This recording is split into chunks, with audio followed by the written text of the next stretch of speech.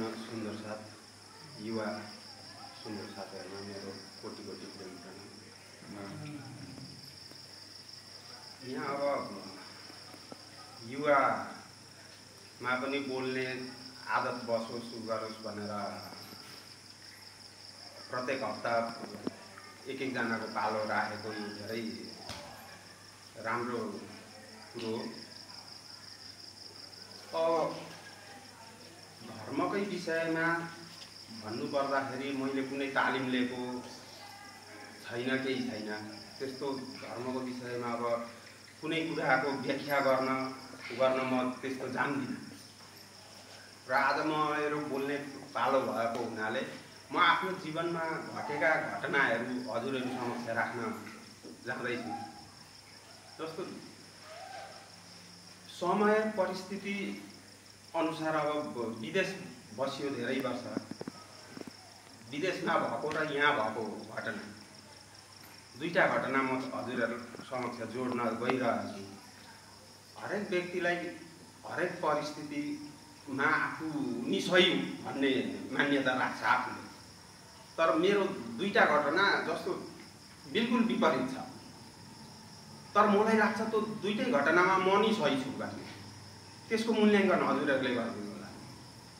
जस्तो विदेशमा हुँदाखेरि मलेसियामा बस्दाखेरि एक दिन काम सकेर सबैजना अब खाना बनाउने के गर्ने गरिरहेको सबैजना बाटो क्रस गर्दाखेरि हाम्रो नेपाली अब साथीलाई बाइकले हान्यो भनेर आयो खबर। त्यही अगाडि हामी कम्पनीदेखि न अगाडि असो हामी नेपाली जम्मा 112-13 जना थियौँ। लगभग जम्मै कुद्दै गयो। बाटोमा कुद्दै जाँदाखेरि हाम्रो दुईजना साथीहरू उनीहरू मादक पदार्थ पिएर बाटो क्रस गर्दै रहन्। त्यहाँका लोकल केटाहरू दुईटा स्कुटीमा आउँदाखेरि ठक्कर लागेर खुट्टामा चोट लाग्यो। उनीहरूको बाइक स्कुटीवालाको पनि खुट्टामा चोट लाग्यो। अनि हाम्रो नेपाली अरू साथीहरू पनि रहन्, उनीहरूले पक्रेर राखेका रहन् भित्र, हाम्रो कम्पनीभित्र राखेको। सबैजना पुग्यो, म अलिकति पछाडि पुगेँ। म पुग्दाखेरि जम्मैले घेरेर उ गरेर त्यो उहाँको लोकल केटालाई अब कुट्ने के गर्ने भनिरहेको होइन। अनि कुट्ने के गर्ने भनेर भन्दाखेरि उसले म दबाई गरिदिन्छु, हस्पिटल हिँड म दबाई गरिदिन्छु गर्छु भनेर भन्दा पनि होइन कुट्ने के गर्ने भनेर भनिरहेको। अनि मैले अब मान्छे यसलाई कुटेर समस्याको समाधान हुँदैन नि त, उसले दबाई गरिदिन्छु उपचार गरिदिन्छु भनिरहेछ, कुटेर के हुन्छ भनेर भन्दाखेरि त्यो कुट्ने पक्षका साथीहरू मतिर झन्के। मतिर झन्किँदाखेरि गर्दा उसले स्कुटीमै थियो, एउटा घाइते भएको चाहिँ बसिरहेको थियो। त्यो स्कुटीमा हुने सर भागिसकेपछि त्यसको 10-15 मिनट पछाडि 25-30 जना बाइकमा स्कुटीमा तरवार र लिएर आए। हामी नेपालीहरूलाई खेदारै खेद पारे। जम्मै अब भागेर उनीहरूले एकदम तरवार यसरी अन्धधुन्ध फिल्ममा देखाए जस्तो चलाए। कसैलाई केही भएन हुन त होइन, जम्मैजना भाग्यौँ गऱ्यौँ सिद्धियो।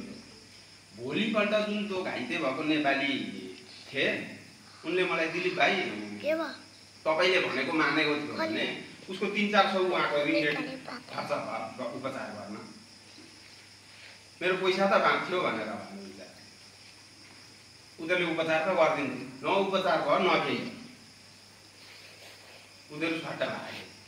है भन्न खोजेको मैले त्यहाँ त्यो घटनामा मैले मान्छे कुट्नु हुँदैन, जस्तो हातपात गर्नु हुँदैन भने अर्को नेपालको घटना जसमा मैले हात छोडेको छु। जस्तो त्यो घटनामा मैले कुट्नु हुँदैन भने मेरो विचारमा म सही छु। अब अर्को नेपालमा यहाँ अब कसैलाई थाहा होला, अब भाइहरू त मभन्दा जुनियरै हो, धेरै साना होला। हाम्रो धन्दाको बेमा खपलिया धन्दा उहाँको बेमा जन्ती गइयो। जन्ती गएर आउँदाखेरि अब बाटो यत्रो ठुलो थिएन, सानो थियो त्यतिखेर। ठुलो बस ल्याउनु भएको थियो। बस अब आउँदाखेरि कहाँबाट घुमायो उसले, कता पर पुर्याएर घुमायो।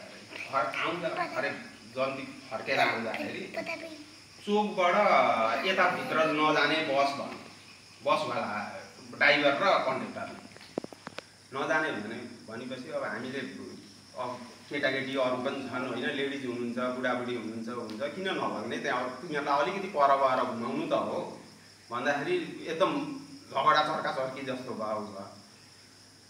त्यतिखेर म अब जो 24-25 वर्षको थियो होला सायद होइन, त्यो 25 तलै थियो, त्यो कन्डक्टर लगभग 15-16 वर्षको जस्तो थियो।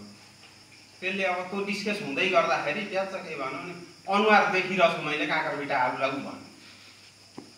त्यसो भन्ने बित्तिकै मैले च्याप्पो समाएर बक्सिङ एक दिइगएँ होइन अनुहार हेर भनेर। अनि अर्कोपल्ट फेरि हान्नु पर्यो भनेर भन्दा त्यसको नाकबाट तर खुन आयो, हान्न सकिनँ त्यो खुन देखिसकेपछि। भन्नु खोजेको मैले त्यो परिस्थितिमा मैले हातै छोडेन। दुईटा घटना अब त्यो यसमा पनि म सही छु भन्ने पनि लागेको छ मलाई। अब अघि मैले त्यो झगडा गर्नु हुँदैन भने त्यसमा पनि सही, हरेक व्यक्तिले हरेक पलमा आफूले आफूलाई त सही नै भनेको हुन्छ नि। कहिले पनि कसैले आफूले आफूलाई गलत भनेर भनेको हुँदैन। त्यो चाहिँ अब हजुरहरूलाई सुनाउनुको तात्पर्य के हो भने जस्तो मूल्याङ्कन भनेको अब समाजले गर्ने हो, को कस्तो हो के हो भन्ने कुरो। हामी एउटा धार्मिक उसमा अब यी जो जुगौँदेखि हाम्रो बुवा हजुरबुवाहरूदेखिको सम्बन्ध कसैसँग अगर नाताको रगतको साइनो छ भने कसैसँग साइनो बिनै पनि हामी अब सम्बन्ध उसमा बसेका छौँ। यसमा अब मिलेर बस्ने अर्को एउटा घटना जस्तो अब एउटा भाइ मैले अब धेरै साथीहरूलाई त थाहा छ लगभग होइन, यहाँ अब कतिलाई थाहा छैन। जस्तो भन्न खोजेको मैले हाम्रो मन्दिरमा पर्न गएको उसमा चाहिँ हामी एक भएर लाग्नुपर्छ भन्ने विषयमा धेरै वर्ष अगाडिको मैले विदेश गइसके पछाडि यहाँ कृष्णाष्टमीमा अहिले त त्यस्तो खासै केही हुँदैन। पहिले अलि झगडा लगभग सालिन नै हुन्थ्यो, कुटाकुट के यताउति बस्ने। म त थिइनँ यहाँ, अब साथीहरूले नामै गर्दाखेरि त्यो उसले चिनेको उसलाई 4-5जनाले कुटेछन् होइन। एउटा त्यो कुटै खाने मान्छेको त नाम नभनौँ, कुटे उसले चिनेको चाहिँ खगेन्द्र हात छोड्ने। अनि पछि म आइसकेपछि हाम्रो कृष्णको दोकान थियो चारालीमा, कपडा पसल थियो, थाहा छैन हो। त्यहाँ बसिरहेको थियौँ कृष्ण र म गफ गरेर त्यो मान्छे आयो। कृष्णाष्टमी ठ्याक्क बितक चल्दै थियो, कृष्णाष्टमी आउन आएर अनि त्यहाँ हामीलाई देखिसकेको त्यो खगेन्द्र कहाँ छ त उसको बोली है, उसको बोलीमा बोल्दै। अनि मैले अब थाहा पाएँ उसले सुनेको थिएँ नि त अब खगेन्द्रहरूले कुटेका भन्ने त यसलाई कुटेका छन्। मैले थाहा पाइ को खगेन्द्र भनेर भने अन्त खगेन्द्र ढुङ्गाना कहाँ छ। अनि मैले थाहा थियो मलाई त्यही कुरो गरेको भन्ने, तर थाहा नपाए जस्तो गरेर अब किन के थियो केही काम थियो भने म अरे म तिम्रो घरमा लिएर आउँछु नि भन्छ। होइन काम थियो मलाई, अब थाहा छ कुरो यो के भन्दो रह भनेर। होइन भन न किन के काम थियो, म घरमा लिएर आउँछु खगेन्द्रलाई तिम्रो घरमा भनेर। होइन पोहोर अलिक दादागिरी देखाएको थियो त्यसले भने।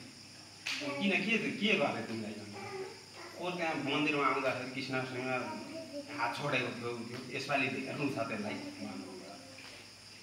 उसले के सोचेर भनौँ भने मसँग डराउँछन्, अलिकति हावादारी खालकै चन्द्रडीका केटाहरू यताउतिसँग हिँड्ने उ गर्ने थियो, डराउँछन् उ गर्छन् भनेर भनिसकेपछि अब मैले के भन्दै भने उसलाई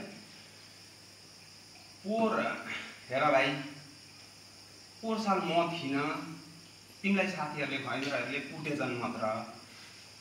यसपालि नहुने मादक पदार्थ केही पिएर आएर त्यहाँ मन्दिरमा हल्ला गर उ गरेर तिम्रो हात खुट्टा भाँचेर पठाइदिने।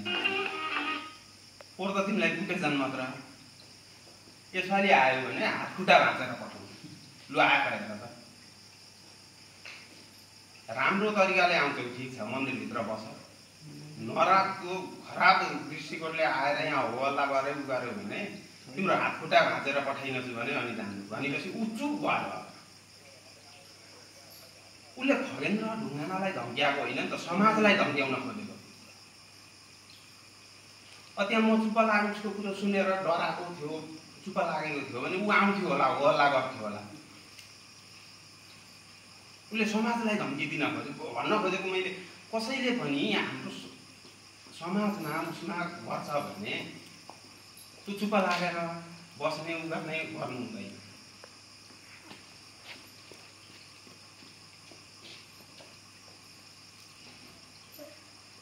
मैले यो कुरो सुनाउनको मतलब चाहिँ अब के हो भने हजुरहरूलाई जस्तो म सही हो कि होइन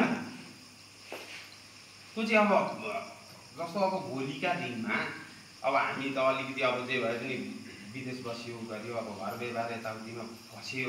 अब भाइहरू अहिले अब जो बिहा नगर्नु भएको छ उ छ, कसैले पनि गलत आफूले नगर्ने हुन्छ गलत, किनभने हरेक कामहरू गर्दाखेरि काहीँ मिस्टेक हुन्छ। तर कसैले धम्क्याउने समाजलाई, आफू व्यक्तिलाई, दिलीप दाहाललाई कसैले धम्क्याउँछ त्यो कुरोसँग सवाल भएन। तर समाजलाई धम्क्याउन खोज्छ हुन्छ भने चाहिँ कोही पनि चुप लागेर नबस्नु भन्ने मेरो तात्पर्य। यति राख्दै म बिदा हुन चाहन्छु। कृष्णको नयाँ लाल की जय प्रणाम।